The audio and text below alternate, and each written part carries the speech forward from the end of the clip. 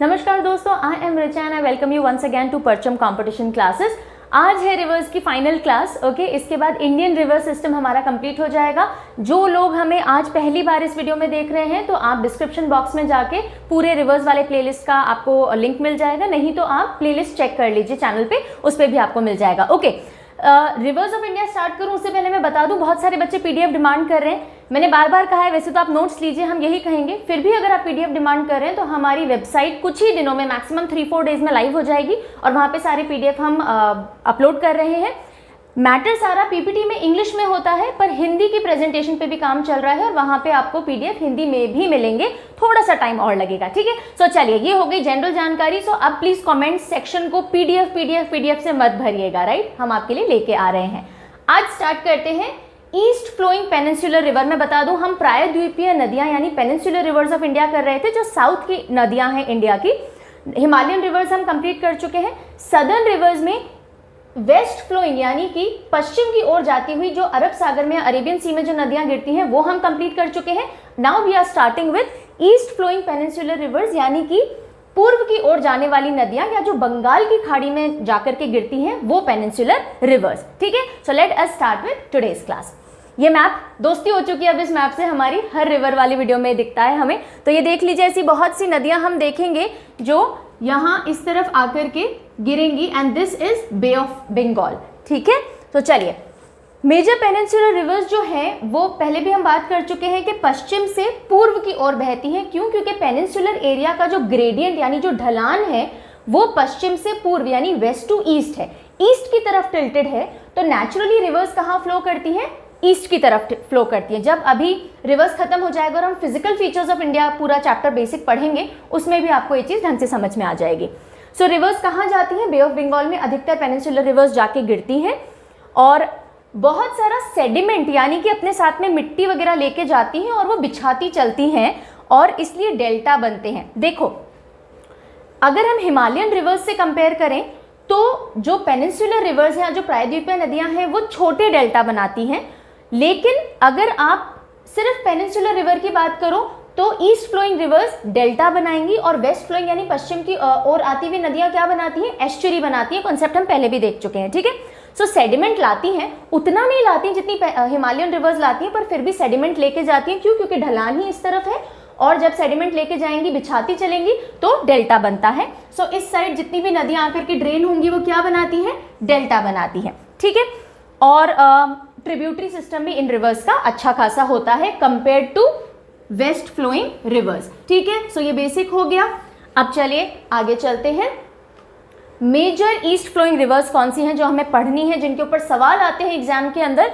So major अगर हम reverse की बात करें तो 4 नदियां हैं, महानदी, गोदावरी, कृष्णा और कावेरी। महानदी, गोदावरी, कृष्णा, कावेरी। कावेरी को कावेरी भी लिखते हैं या इस तरह से कावेरी भी लिखा जाता है। ये तो 4 प्रमुख नदियां हैं।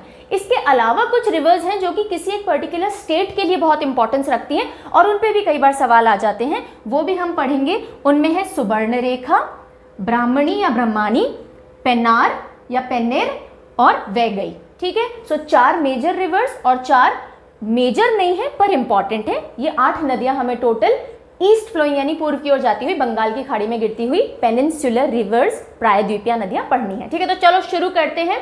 नॉर्थ से साउथ की तरफ आते हुए पेनिनसुलर रीजन में सबसे ऊपर बहती हुई जो ईस्ट फ्लोइंग नदी है वो है महानदी। ठीक है, महानदी नाम है इसका, इसका मतलब होता है बड़ी रिवर। ठीक है, लेकिन ये साउथ की सबसे बड़ी रिवर नहीं है। सबसे बड़ी रिवर पेनिनसुलर इंडिया की है गोदावरी। जब हम वो पढ़ेंगे तो मैं समझा दूंगी। चलो, सो महानदी देख लो, ये आ रही है महानदी। ठीक है, मैं मार्क कर देती हूँ बिकॉज मुझे पता है प्रोजेक्टर की वजह से आपको एग्जैक्टली जो लिखा हुआ और जो बना हुआ होता है वो नहीं दिखता है, इस वजह से मैं मार्क करती चलती हूँ। ये लिखा हुआ है महानदी और ये इसका कोर्स है। ये बताइए तो कौन सा स्टेट पढ़ रहा है? मैंने आपको जब मैप ऑफ इंडिया करवाया था बीच में भी कई बार बताया है, हम डायनासोर से याद करते हैं ना, जो फेस है वो गुजरात हो गया, मध्य का भाग ये हो गया मध्य प्रदेश, ये जो पाँव है 36 किलो का पाँव है इस डायनासोर का, है ना। सो ये छत्तीसगढ़ हो गया और ये वाला इलाका झारखंड जो झाड़ियों में फंसी हुई पूंछ है। सो ये इलाका है, ये स्टेट है छत्तीसगढ़। सो छत्तीसगढ़ से निकलेगी नॉर्थवर्ड होती हुई ईस्ट और साउथ ईस्ट होते हुए उड़ीसा में आएगी और उड़ीसा में आके बे ऑफ बंगाल में ड्रेन कर जाएगी। ये तो मैंने बिल्कुल सिंपल बता दिया, अब हम पढ़ते हैं डिटेल। तो देखिए सोर्स क्या है, यानी उद्भव या उद्गम कहाँ से होता है नदी का, Sihawa mountains in Chhattisgarh.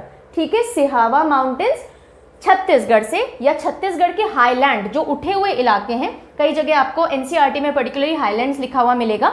So highlands of Chhattisgarh से स्टार्टिंग होती है इसकी। टोटल लेंथ है 851 किलोमीटर्स और छत्तीसगढ़ और उड़ीसा में होती हुई बे ऑफ बंगाल में मिल जाती है।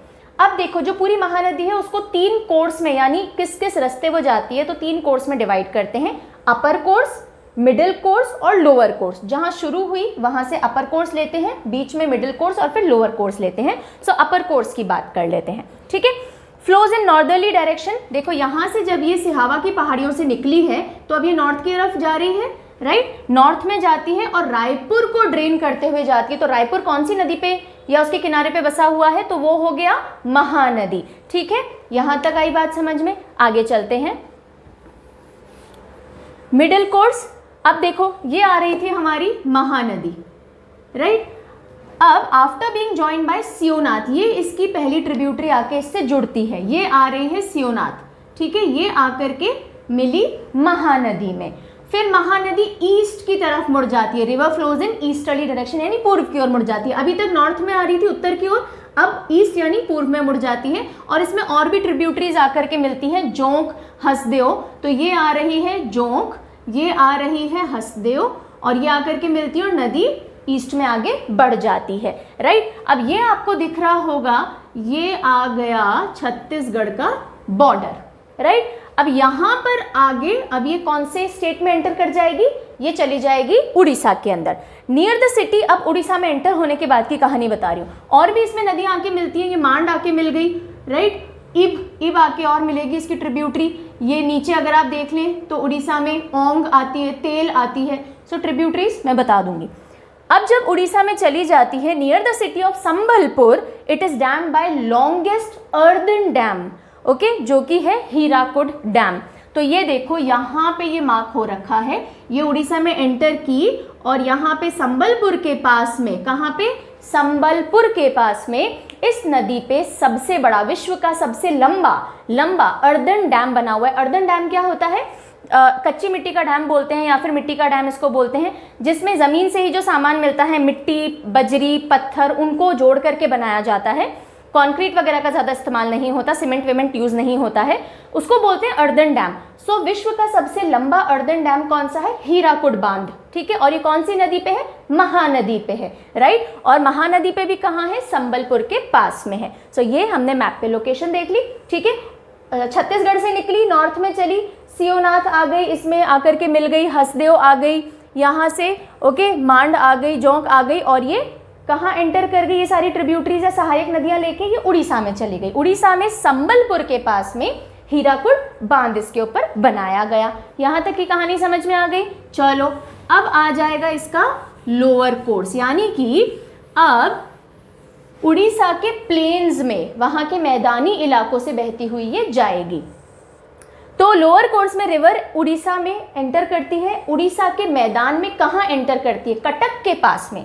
ठीक है, कटक के पास में नाराज नामक जगह है, वहां पे ये एंटर करती है, नाराज। ठीक है, फिर अब यहाँ पे कटक में एंटर करने से जस्ट थोड़ा सा पहले ये एक डिस्ट्रीब्यूटरी, यानी कि एक क्या बोलेंगे हम, शाखा निकालती है, जिसको हम बोलते हैं कथ जोड़ी। ठीक है, उसके बाद महानदी यहाँ पे एक तो इसकी शाखा निकल गई, जो मुख्य धारा है यानी जो मेन महानदी है वो आगे बह जाएगी कटक से। और यहाँ देखिए पैरादीप के पास में, near Paradip at False Point, Jagatsinghpur में बे ऑफ बंगाल में मिल जाती है। यानी कि उड़ीसा में कौन से पॉइंट पे जाकर के बे ऑफ बंगाल में मिल रही है, उड़ीसा में जगत सिंहपुर के पास में false point eight Paradip.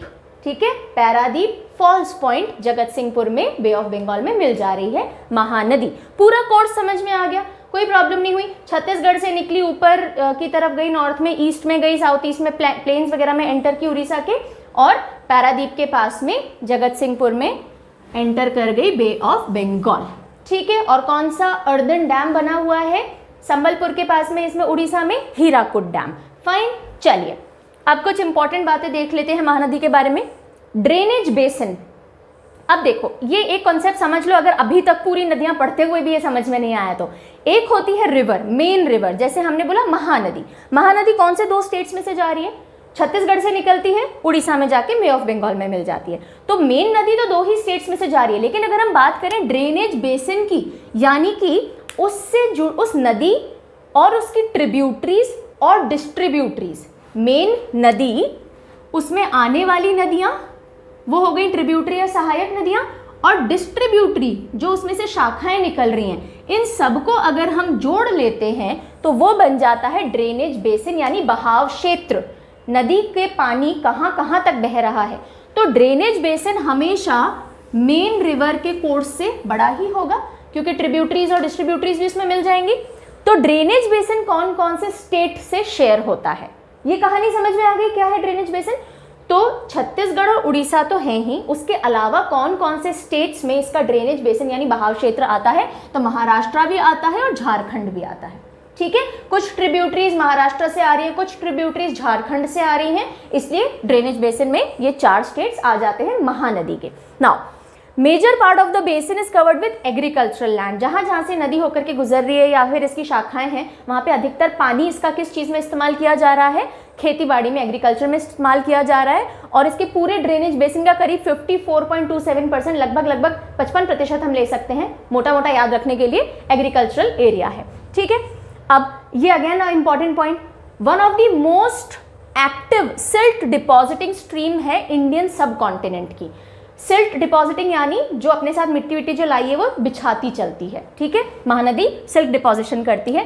Puri एक इंपॉर्टेंट पिलग्रिम साइट है, यानी कि तीर्थ स्थल है। पूछ लिया जाता है पुरी कौन सी नदी के किनारे बसा हुआ है, तो ये है महानदी के तट पर। ओके, महानदी के पास है। फिर आता है कि जो महानदी है उसकी पानी कैरी करने की कैपेसिटी, यानी कितना पानी लेके जाएगी, और फ्लड कॉज करने की यानी बाढ़ लाने की कैपेसिटी बहुत ज़्यादा है। पूरी साउथ इंडियन रिवर्स में से गोदावरी की सबसे ज़्यादा और दूसरे नंबर पे महानदी आती है। ठीक है, इसको पहले, इस नदी को पहले सौरो ऑफ उड़ीसा भी कहा जाता था। ठीक है, क्यों अब नहीं कहा जाता, जब से हीराकुड बांध बना तो इसकी फ्लड यानी बाढ़ लाने की टेंडेंसी कम हो गई है, मैनेज हो गई है। पहले बाढ़ लाया करती थी ये नदी उड़ीसा वाले क्षेत्र में, इसलिए सौरो ऑफ उड़ीसा कहा जाता था। ठीक है, was called. Left bank tributaries देख लेते हैं, वैसे तो हमने यहाँ भी अभी देखा था। देखो नदी ऐसे जा रही है, ठीक है, तो यहाँ से जो भी ट्रिब्यूटरीज या सहायक नदियाँ जुड़ेंगी वो लेफ्ट बैंक हो जाएंगी। तो ये आ गई हसदेव, मांड, ईब, ये ऊपर से आके जुड़ रही है ना। ठीक है, तो ये हो गई लेफ्ट बैंक ट्रिब्यूटरीज। तो ये देख लो, शिवनाथ, हसदेव, मांड और ईब। हाँ फाइन। सो आप चाहो तो ऐसे भी याद रख सकते हो, सहमी, सहमी। लेफ्ट हैंड से जितनी भी ट्रिब्यूटरीज आ रही है वो थोड़ी सहमी हुई है कि महानदी में जाके मिलेंगे, हम तो छोटी छोटी ट्रिब्यूटरीज हैं। तो सहमी से शिवनाथ, हसदेव, मांड और ईब। ठीक है, याद हो सकता है। राइट बैंक ट्रिब्यूटरीज देख लो, फटाफट आ जाओ वापस मैप पे। ये देखो जो नीचे से आएंगी, तो ये जोंक आ गई, राइट साइड से आके जुड़ रही है। ये आ गई ओंग और ये आ गई तेल। राइट, तो ये 3 आपकी राइट बैंक ट्रिब्यूटरीज हैं, ओंग, तेल, जोंक। ओटीजी समझते हैं, ओवन, टोस्टर, ग्रिलर होता है घरों में, ओटीजी माइक्रोवेव अवन्स वगैरह हम बोलते हैं। तो ये है ओटीजे, ऐसे आप याद रखना चाहें। अगर आपको किसी हिंट की ज़रूरत है, आप रखना चाहें तो रख सकते हैं। जो हमारी लेफ्ट बैंक ट्रिब्यूटरीज हैं वो हम सहमी से याद रख सकते हैं, और नीचे वाली ओटीजी की जगह ओटीजे, उससे याद आप रख सकते हो। Fine. So with this we are done with Mahanadi. Chhattisgarh, Orissa, नदी समझ में आ गई, महानदी। चले अगली रिवर पे। Okay, so next river is Godavari. बहुत इंपॉर्टेंट रिवर है पेनिनसुलर इंडिया की, यानी प्रायद्वीपीय भाग ऑफ इंडिया की गोदावरी रिवर। ये देखो, ये जो डार्क ब्लू कलर की आपको लाइन दिख रही होगी, ये है पूरी गोदावरी। राइट, लॉकडाउन की वजह से मार्कर ढंग का नहीं मिल पा रहा है मुझे, तो मुझे काम चलाना पड़ रहा है, कभी चलता है कभी नहीं चलता है। सो एनीवेज एडजस्ट करना पड़ेगा, हर चीज़ों में कर रहे हैं तो इसमें भी करेंगे। अब देखो, largest river of peninsular India, यानी सबसे बड़ी नदी अगर प्रायद्वीपीय भाग की है तो वो कौन सी है? गोदावरी है। बिल्कुल गांठ बांध लीजिए अभी के अभी, कहीं कुछ और पढ़ो तो गलत है। Godavari is the largest river. इसको दक्षिण गंगा भी कहा जाता है। क्यों कहा जाता है अभी हम देखेंगे। इसका बेसिन बहुत बड़ा है, रिवर बेसिन, ड्रेनेज बेसिन जो होता है, बहुत सारी ट्रिब्यूटरीज वगैरह आकर के इसमें जुड़ती हैं। जैसे ऊपर पूरे गंगा वाले प्लेन्स में गंगा की मुख्य नदी, बहुत सारी ट्रिब्यूटरी सहायक नदियां होती हैं, उसकी बहुत बड़ा ड्रेनेज एरिया कवर करती है। इसी तरह से दक्षिण में अगर कोई मुख्य नदी है जो बहुत सारा ड्रेनेज एरिया कवर करती है, बहुत सारी ट्रिब्यूटरीज भी उसकी हैं बड़ी बड़ी, तो वो है गोदावरी। इसलिए इसको दक्षिण गंगा कहा जाता है। दक्षिण मतलब साउथ, राइट। टोटल लेंथ देख लीजिए 1465 किलोमीटर, 1465 किलोमीटर इसकी लेंथ है। Largest river. सोर्स पे आ जाए। चलो, ये वाला पॉइंट कहाँ है? ये है महाराष्ट्र। तो नदी निकल कहाँ से रही है? महाराष्ट्र से इसका ओरिजिन या सोर्स है। महाराष्ट्र में ये पूरे वेस्टर्न घाट्स वाला बेल्ट आ गया, ठीक है, कंटिन्यूअस हिल्स हैं यहाँ पे, राइट। सो महाराष्ट्र में वेस्टर्न घाट की स्लोप, अब जो वेस्टर्न घाट है, जो पश्चिमी घाट है, उनकी जो स्लोप है वो भी ईस्ट की तरफ है। तो यहाँ से निकलती है, यहाँ पे भी त्र्यंबकेश्वर की पहाड़ियों से, ठीक है। त्र्यंबकेश्वर इन नासिक, महाराष्ट्र, याद रहेगा ये। तो महाराष्ट्र में, नासिक में वेस्टर्न घाट की स्लोप्स पे त्र्यंबकेश्वर से निकलती है कौन सी नदी? गोदावरी। ओके, ठीक है। फिर ईस्टवर्ड ही फ्लो करेगी क्योंकि स्लोप ही वहां का है। अब एंटर करती है, ये देखो मैप पे, ये आपको अगर बाउंड्री दिख रही हो, ये महाराष्ट्र की बाउंड्री निकल गई। एंटर कहाँ कर रही है? ये वाला हिस्सा क्या है?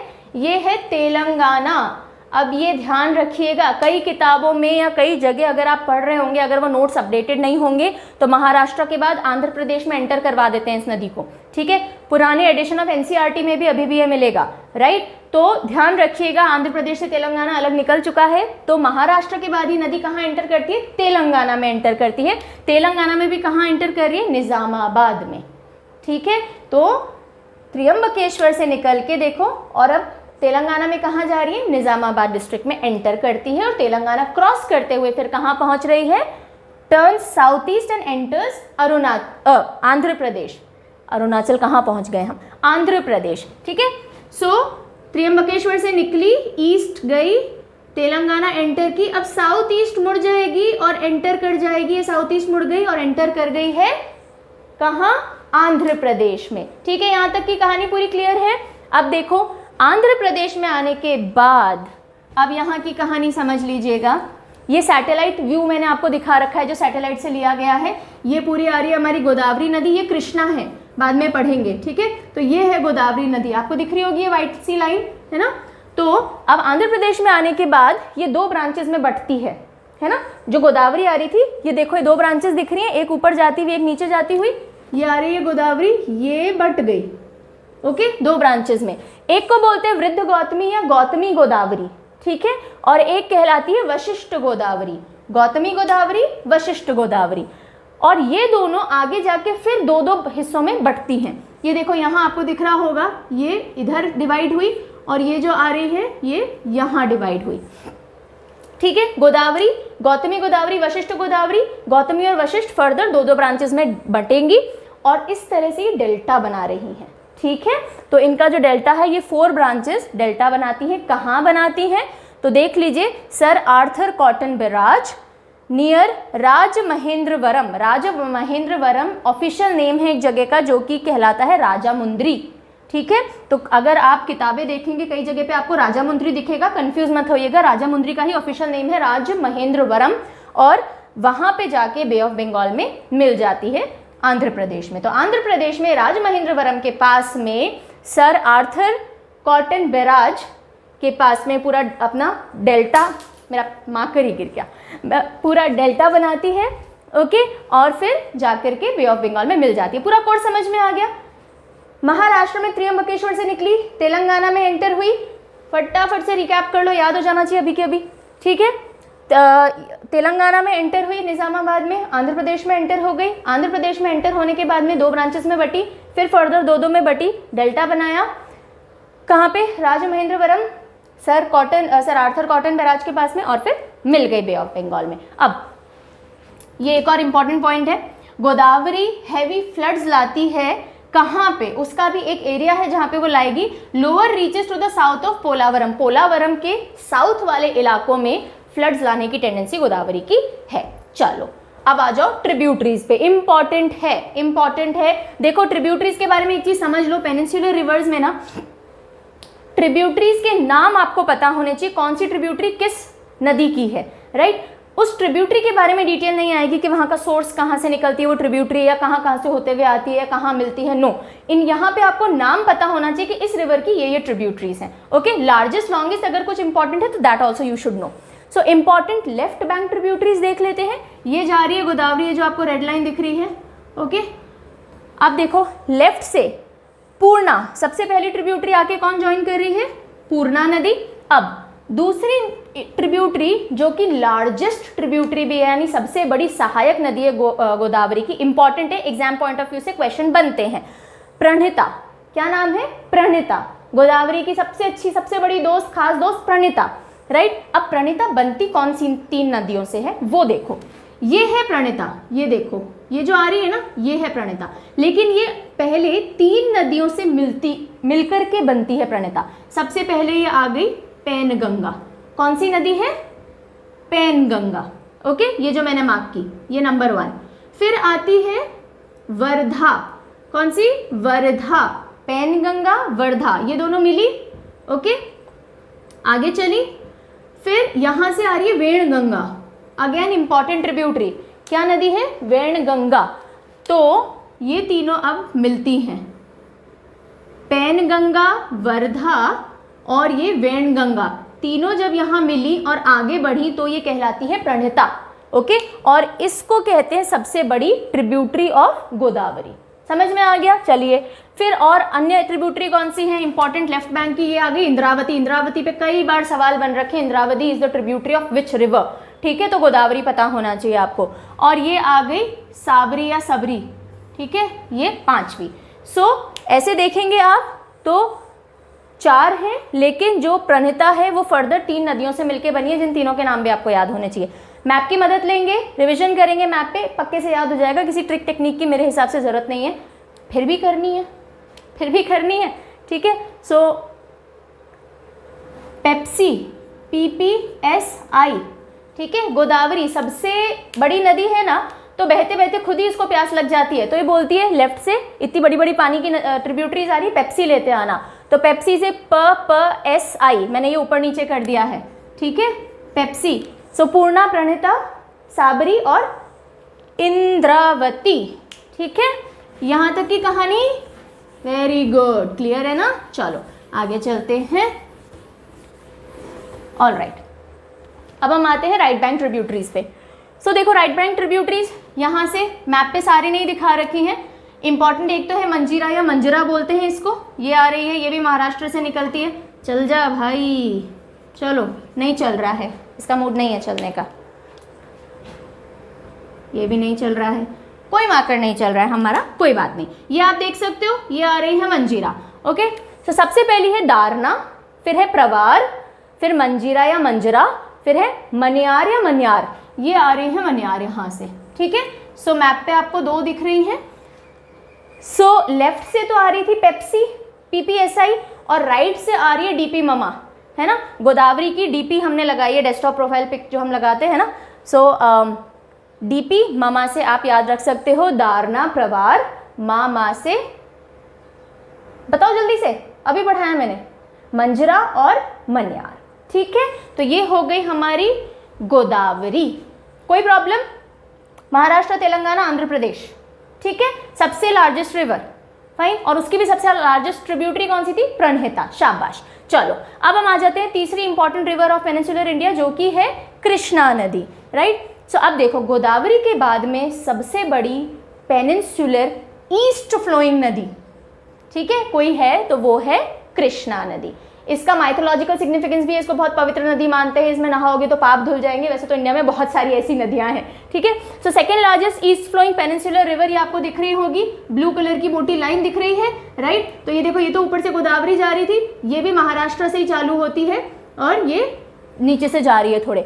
और इसी का हमने देखा था गोदावरी कृष्णा बेस, जो डेल्टा एरिया है ना, वो बहुत फर्टाइल लैंड्स हैं। गोदावरी के डेल्टा को तो बहुत फर्टाइल माना जाता है, one of the most fertile areas in India, agricultural point of view से बहुत अच्छा है ये। एनीवेज, लेंथ कितनी है? 1401 किलोमीटर इसकी लेंथ है। कहाँ से निकलती है? गोदावरी कहाँ से निकल रही थी? त्र्यंबकेश्वर से। ठीक है, ये कहाँ से निकल रही है? महाबलेश्वर के पास, महाराष्ट्र में ही जोरगांव सह्याद्री हिल्स। जब अभी मैं आपको फिजिकल फीचर्स बताऊंगी तो बताऊंगी वेस्टर्न घाट्स को इस एरिया में सह्याद्री के नाम से जाना जाता है। तो सह्याद्री हिल्स के या पास में महाबलेश्वर के पास से निकलती है। महाबलेश्वर, सह्याद्री और महाराष्ट्र, ये 3 चीजें आपको याद रखनी है। यहाँ से निकल के फ्लो करती है कर्नाटका बिफोर एंटरिंग तेलंगाना। अब देख लो, ये आई महाराष्ट्र से, कर्नाटका होती हुई, तेलंगाना होती हुई और अभी आंध्र प्रदेश भी जाएगी। ठीक है, सो ये 4 स्टेट से होती हुई मेन रिवर जा रही है, महाराष्ट्र, कर्नाटका, तेलंगाना और आंध्र प्रदेश, और होती हुई फिर बे ऑफ बंगाल में मिल जाती है। राइट, बे ऑफ बंगाल में कहाँ मिलती है? तो देखिए, कृष्णा नदी, कृष्ण जी से देख लो तो वो देव थे, तो देवी वाली जगह पे मिल रही है, हमसला देवी या हमसला दीवी, नियर कोदुरु इन आंध्र प्रदेश। ठीक है, हमसला दीवी, तो देव दीवी के पास जाकर के बे ऑफ बंगाल में मिल जाते हैं। सो हमसला दीवी याद रहेगा, नियर कोदुरु इन आंध्र प्रदेश। डेल्टा बनाती है ये, और one of the most fertile reason है इंडिया में कृष्णा रिवर का डेल्टा। ये इंपॉर्टेंट है, विजयवाड़ा क्वेश्चन बन चुका है। विजयवाड़ा जो शहर है वो कौन सी नदी पे बसा हुआ है? So Vijayawada is the largest city in Andhra Pradesh, जो कि कृष्णा नदी पे बसा हुआ है। ठीक है, कृष्ण की विजय होती है किसी भी युद्ध में, उनको ले लो, इसीलिए पांडवों ने अपने साथ उनको रखा था, तो विजयवाड़ा याद रखिएगा। आ जाए ट्रिब्यूटरीज पे, चलो इंपॉर्टेंट है इसकी ट्रिब्यूटरीज बहुत ज्यादा, पहले ही बता दूं सवाल बनते रहते हैं। सबसे पहले तो लॉन्गेस्ट ट्रिब्यूटरी कृष्णा की कौन सी है? तो कृष्ण के साथ भीम, तो भीम लॉन्गेस्ट ट्रिब्यूटरी हो गई। भीम एकदम लंबे तगड़े थे ना, तो लॉन्गेस्ट। ठीक है, भीम। लार्जेस्ट ट्रिब्यूटरी, सबसे बड़ी, ये सबसे लंबी है, लार्जेस्ट है तुंगभद्रा या तुंगभद्र। ठीक है, तुंगभद्रा लार्जेस्ट। अब देखो इसके जो ट्रिब्यूटरीज के नाम है ना, वो भी ऐसे लगेंगे पौराणिक काल के, माइथोलॉजिकल टाइम के हैं, पुराने नेम, उससे आप याद रखिएगा कृष्ण से एसोसिएट करके। तो पहले लेफ्ट बैंक ट्रिब्यूटरीज देख लेते हैं, अभी मैप पे भी दिखाऊंगी। भीम देख लिया हमने, मूसी, पालेरी, मुनेरू। ठीक है, पालेरू नॉट पालेरी। सो भीम सबसे इंपॉर्टेंट है, मूसी, पालेरू, मुनेरू। राइट, सो BMPM मार्कर भैया थोड़ा तो चल जाओ, जिद पे अड़ गए ये, नहीं चलेंगे। चलो BMPM, राइट, BMPM से याद रहेगा। All right, next right bank tributaries देख लेते हैं। तो देखो पहले ऐसे नाम देख लो जो पौराणिक लग रहे हैं, घाट प्रभा, माला प्रभा, तुंगभद्रा, पंचगंगा, दूध गंगा। ठीक है, लग रहे हैं ये, कन्हैया जी को घी माखन वगैरह भी पसंद था, दूध वूध, तो पंचगंगा दूध गंगा आ गया, माला प्रभा, घाट प्रभा आ गया। फिर 2 नाम आपको याद रखने हैं, एक तो वेना और एक कोयना। राइट, चलिए अब मैप पे फटाफट देख लेते हैं। ये आ जाओ, वैसे तो बहुत उलझावा मैप है। ये देखो, यहाँ से आ रही है ये कृष्णा नदी। ठीक है, ये आकर के यहाँ मिल गई। अब इधर से देख लो, पहले ये आ गई भीम, ये सबसे आपको लंबी नदी आती हुई दिख रही होगी जो इसमें आकर के जुड़ती है। यहाँ से चली आ रही है होकर के यहाँ आके जुड़ गई। आपको जो PDF मिलेगा उसमें आपको क्लियरली दिख जाएगा, अभी आइडिया लगा लो सिर्फ। ठीक है, फिर ये मुनेरू दिख रही है यहाँ से। अगर आप राइट साइड की बात करोगे, कोयना दिख गई, ये घाट प्रभा आ गई, ये माला प्रभा आ गई, ये आ रही है तुंगभद्रा। ठीक है, तुंगभद्रा, वेदवती भी है वैसे तो, और भी हैं, लेकिन जो मेन है हमने कवर कर ली है। ठीक है, तो लेफ्ट बैंक ट्रिब्यूटरी BMPM, आपको भीम तो याद रखनी ही है, तुंगभद्रा याद रखनी ही है, BMPM से ये याद हो जाएंगी। और ये अजीब अजीब से जो पुराने जैसे नाम हैं वो कृष्णा से हो गए, और वेना कोयना याद रखना है। ठीक है, चलो अब हम आ जाते हैं, कृष्णा में कोई प्रॉब्लम नहीं है ना? ठीक है, अब लास्ट है कावेरी नदी, इंपॉर्टेंट नदियों में से। उसके बाद हम 4 और नदियां पढ़ेंगे। तो कावेरी को तो आप कावेरी वाटर डिस्प्यूट के लिए याद रखिए। कर्नाटका और तमिलनाडु 2 इंपॉर्टेंट स्टेट हैं जिनमें इस पानी को लेके बहुत लंबा डिस्प्यूट चला था। राइट, तो उससे आपको याद रह जाएगा कि कर्नाटका और तमिलनाडु की नदी है। ठीक है, और भी इसके बेसिन इधर उधर और जाता है, एक और स्टेट है केरला, पुडुचेरी भी है, लेकिन मेन ये 2 स्टेट की नदी है। तो सोर्स देख लो। ठीक है, यहाँ पे ये क्या है? कर्नाटका है, ये केरला आ गया, ये कर्नाटका है। कर्नाटका में चालू हो रही है ताल Kaveri on Brahmagiri range western Ghat Kodagu district of Karnataka. ठीक है, सो कावेरी बहुत नाटक करती है, कावेरी को लेके नाटक भी बहुत हुए हैं, तो कर्नाटका से चालू हुई है ये, राइट। कर्नाटका में कोडागु डिस्ट्रिक्ट में वेस्टर्न घाट से ही निकलेगी और उसमें भी Brahmagiri range, okay, Brahmagiri range flows through Karnataka और तमिलनाडु। बे ऑफ बंगाल में मिल जाती है तमिलनाडु में, पूम-फुहार के पास में, पूम-फुहार के पास में तमिलनाडु में मिल गई, फुहार देती हुई मिल जाती है। रिवर बेसिन कहाँ कहाँ है? कर्नाटका तमिलनाडु है ही, केरला भी है और पुडुचेरी यूनियन टेरिटरी। तो 3 स्टेट और 1 यूनियन टेरिटरी में रिवर बेसिन है इसका पूरा। अब इंपॉर्टेंट क्वेश्चन बन चुका है, शिवान समुद्र फॉल्स, ठीक है, कौन सी नदी पे बने, कौन सी नदी बनाती है? तो शिवान समुद्र फॉल्स कर्नाटका में है और कावेरी नदी बनाती है। और इसके बारे में एक इंपॉर्टेंट बात यह है कि एशिया का सबसे पहला हाई बना था, कब बना था? 1902 में, ओके। और यहाँ से पावर सप्लाई किया जाता था, यहाँ से जो पावर बनती थी, इलेक्ट्रिसिटी बनती थी, वो बैंगलोर को भेजी जाती थी। आज भी ये इलेक्ट्रिक हाइड्रो इलेक्ट्रिक प्रोजेक्ट यहाँ पे चलता है, राइट। सो कर्नाटका में शिवान समुद्र फॉल्स कौन सी नदी बनाती है? कावेरी नदी बनाती है। अब कुछ इंपॉर्टेंट फैक्ट्स जो एग्जाम पॉइंट ऑफ व्यू से इंपॉर्टेंट है। सबसे पहला, Kaveri through out the year comparatively एक सा पानी लेकर के बहती है। ये पेनिनसुलर रिवर्स में बहुत खास बात है। ये अधिकतर पेनिनसुलर रिवर्स ना रेन डिपेंडेंट होती हैं। डिपेंडेंट इन द सेंस ये नहीं कि जब बारिश होगी तभी पानी बहेगा, बाकी पानी नहीं बहेगा, नहीं। बारिश के समय में अधिकतर नदियों को पानी मिलता है, राइट। बहती अधिकतर नदियां पूरे साल है, कुछ कुछ नदियां थोड़े टाइम के लिए सूखती हैं। पूरे साल पानी कैसे मिलता है, पहले तो ये कॉन्सेप्ट समझो। अब मेरा मार्कर चल नहीं रहा है तो ऐसे ही समझने की कोशिश करो। प्लेट्यू एरिया है ये पूरा, पेनिनसुलर प्लेट्यू यानी पठार वाला इलाका है। जो वहाँ के पत्थर हैं, कई कई जगहों पे पत्थर पोरस या इम्परमियस होते हैं। परमियस और इम्परमियस समझते हो आप? पोरस समझ लो, पोरस यानी स्पंज की तरह पानी सोखते हैं। कुछ पत्थर पानी सोखते हैं, तो जो पत्थर पानी सोखते हैं, बारिश के टाइम में उन्होंने पानी सोख लिया। नीचे के जो पत्थर हैं, उसी चट्टान में नीचे के पत्थर, वो पानी नहीं सोख रहे, ठीक है। तो अब पानी क्या करेगा? धीरे धीरे साइड साइड से रिसेगा, यानी स्ट्रीम्स की तरह बाहर आएगा। ये बनता है सोर्स रिवर्स का। यहाँ से थोड़ा थोड़ा पानी अलग अलग जगह से आता है और वो एक जगह मिलता है और रिवर की तरह आगे बहता है, राइट। तो मेन सोर्स क्या है? रिवर्स हैं। क्यों? क्योंकि ना तो यहाँ पे ग्लेशियर्स हैं, कोई बड़ी लेक्स नहीं है जहाँ से पानी शुरू हो रहा हो। तो आपको समझना पड़ेगा कि बारिश का पानी, तो बारिश तो कुछ महीने आती है, बाकी टाइम नदियाँ कैसे बहती हैं? इस तरह से बहती हैं, राइट। लेकिन कावेरी के साथ में क्या है? अब देखो, कावेरी की जो लोकेशन है वो इस तरह से है कि जब मॉनसून हिट करता है इंडिया को, साउथ वेस्ट मॉनसून, ठीक है, डिटेल में तब पढ़ाऊंगी जब मॉनसून चैप्टर होगा। अभी सिर्फ एक बात समझ लो, समर मॉनसून जब आता है, ठीक है, मई जून वाले टाइम में, तो यहाँ से पानी पानी से भरी हवाएं हैं वो एंटर करती हैं।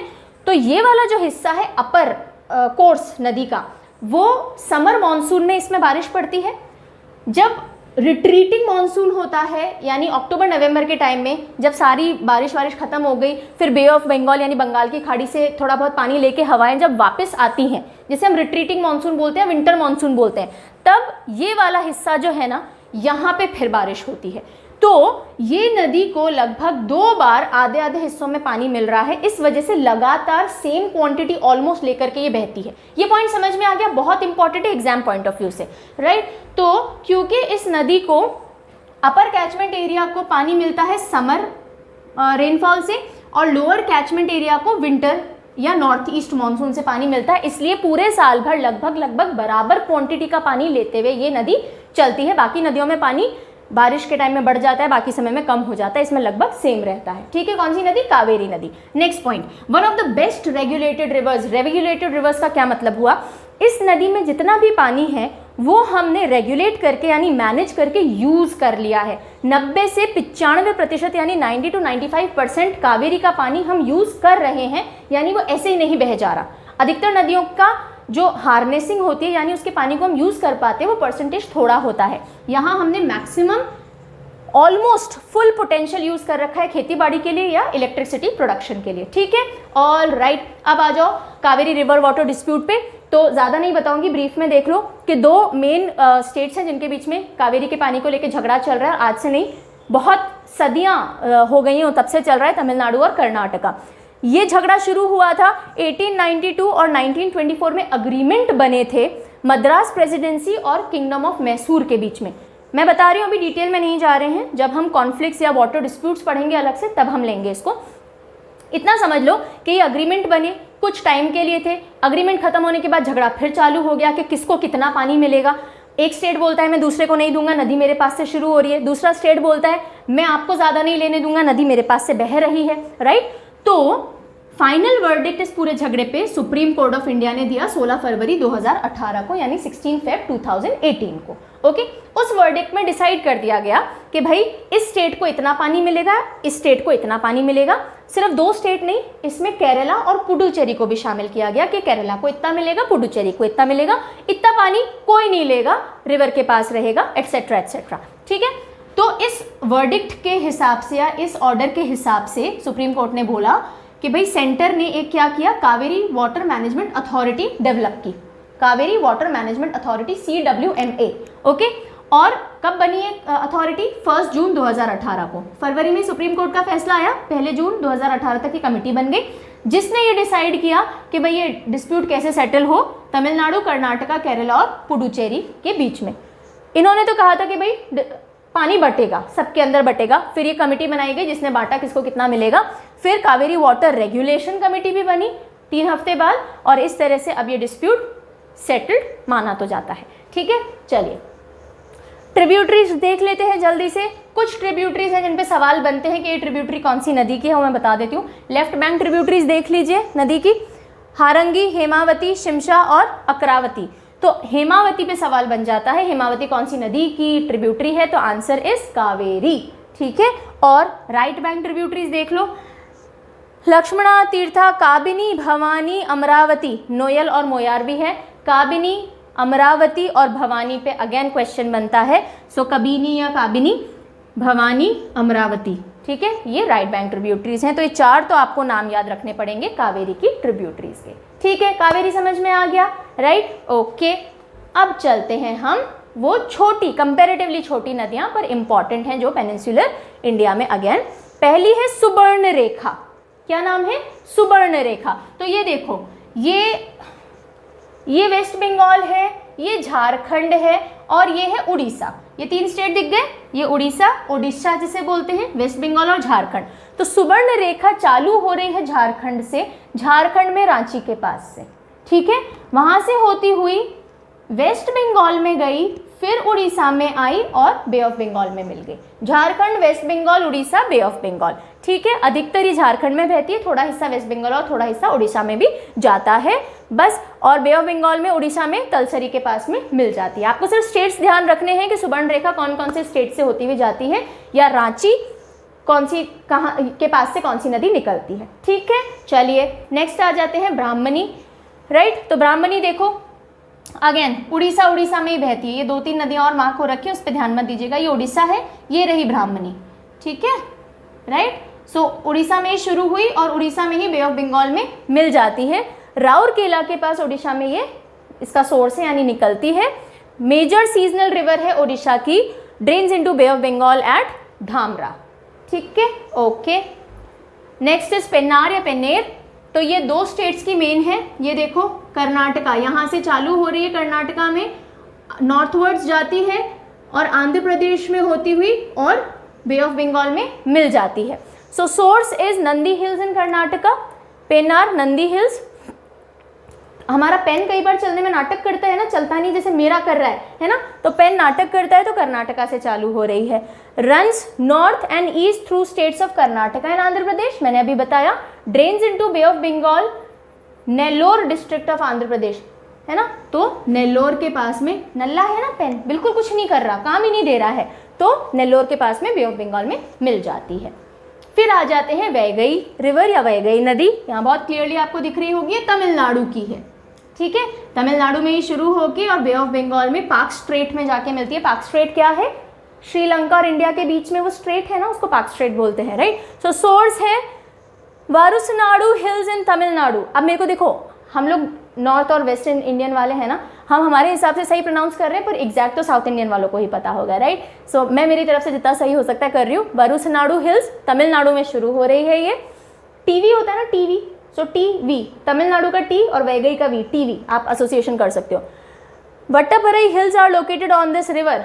वट्टापरई, ठीक है। सो वैगई वट्टापरई, इन दोनों का रिलेशन हो गया। Madurai is the largest city that lies on Vaigai, very important question from exam point of view. Madurai कौन सी नदी के किनारे है? तो Madurai is the largest city in Vaigai, Tamil Nadu में, और ड्रेन करती है पार्क स्ट्रेट में close to Pamban bridge at Ramanathapuram district. ये रामनाथपुरम डिस्ट्रिक्ट में पंबन ब्रिज के पास में और पार्क स्ट्रेट में जाके गिर जाती है। पार्क स्ट्रेट देख लीजिए फटाफट से, ये है इंडिया, ये है श्रीलंका, इनके बीच में जो कनेक्टिंग लिंक है ना, ये पार्क स्ट्रेट है। बेसिकली तमिलनाडु और जाफना डिस्ट्रिक्ट ऑफ श्रीलंका के बीच में है, ये इंपॉर्टेंट है। हाँ, तमिलनाडु तो पता ही है, श्रीलंका का जाफना डिस्ट्रिक्ट के बीच में ये पड़ता है। और बे ऑफ बंगाल, इस तरफ ये बे ऑफ बंगाल है अपना, और ये पाक गल्फ कहाँ गया? पाक बे है साउथ वेस्ट में, ओके। और बहुत सारी रिवर्स आकर के इसमें गिरती हैं, जिसमें वैगई नदी भी एक इंपॉर्टेंट है। सो इसके साथ में congratulations to you and to me, हमारी इंडियन रिवर्स खत्म हुई, राइट। 30 क्वेश्चन जो एग्जाम में रिपीट होते रहते हैं, बनते रहते हैं, वो एक वीडियो में ज़रूर लेके आएंगे, ताकि हमारी reverse exam point of view से भी रेडी हो जाएं। सो तब तक के लिए स्टे हैप्पी, स्टे सेफ, जब तक लॉकडाउन है घर में रहिए और पढ़ते रहिए। बाय।